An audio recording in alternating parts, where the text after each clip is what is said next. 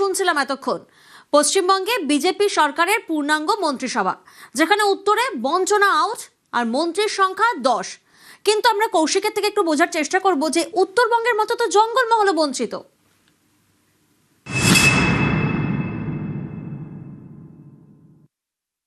বঞ্চনার অভিযোগ উঠেছে, সেই জঙ্গলমহলকেও কিন্তু যথেষ্ট গুরুত্ব দেওয়া হয়েছে এই মন্ত্রিসভায়। জঙ্গলমহল থেকেও বেশ কয়েকজন প্রতিনিধি জায়গা করে নিয়েছেন শুভেন্দু অধিকারীর পূর্ণাঙ্গ মন্ত্রিসভায়।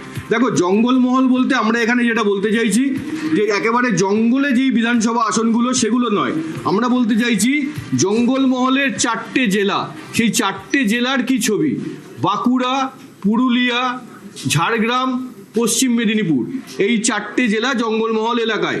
এর মধ্যে পুরুলিয়া, বাঁকুড়া এবং ঝাড়গ্রামে এবার তৃণমূল শূন্য।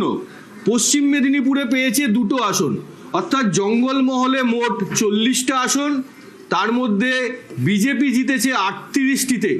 এই 38 জনের মধ্যে কজন মন্ত্রিসভায় জায়গা পেলেন?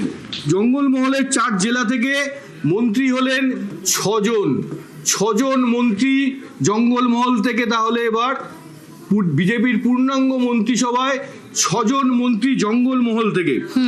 সেই জঙ্গলমহল থেকে পূর্ণমন্ত্রী কজন?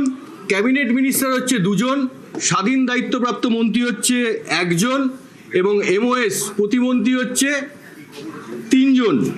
জঙ্গলমহল থেকে টোটাল 6জন মন্ত্রী। কারা কারা তারা? পশ্চিম মেদিনীপুর থেকে 1জন, যেটা আমরা জানি আগেই 9 মে তার শপথ গ্রহণ হয়ে গেছে। তিনি হচ্ছেন দিলীপ ঘোষ, খড়গপুর সদরের বিধায়ক। তার হাতে এখন পঞ্চায়েত, গ্রাম উন্নয়ন, কৃষি বিপণন, প্রাণী সম্পদের মতো দপ্তর রয়েছে। বাঁকুড়া থেকে 2জন মন্ত্রী, একজন পূর্ণমন্ত্রী ক্ষুদিরাম টুডু, রানীবাঁধের বিধায়ক, যিনি আদিবাসী উন্নয়ন এবং সংখ্যালঘু বিষয়ক মন্ত্রী, তিনিও 9 মে শপথ নেন। প্রতিমন্ত্রী দিবাকর ঘরামি, যিনি আজ শপথ নিয়েছেন, তিনি হচ্ছেন বাঁকুড়ার সোনামুখীর বিধায়ক। ঝাড়গ্রাম থেকে 2জন মন্ত্রী, কে রাজেশ মাহাতো, যিনি হচ্ছেন গোপীবল্লভপুরের বিধায়ক ঝাড়গ্রামের। আর পুরুলিয়া থেকে 1জন, তিনি হচ্ছেন পুরুলিয়ার পাড়ার নদিয়ার চাঁদ বাউরি। অর্থাৎ কি দাঁড়ালো?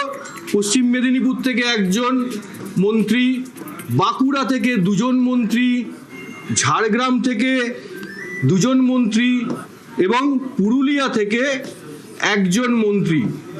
অর্থাৎ জঙ্গলমহলে টোটাল মন্ত্রী হচ্ছে 6। জঙ্গলমহলের 4 জেলা থেকে শুভেন্দুর মন্ত্রিসভায় 6জন মন্ত্রী। আমরা দেখলাম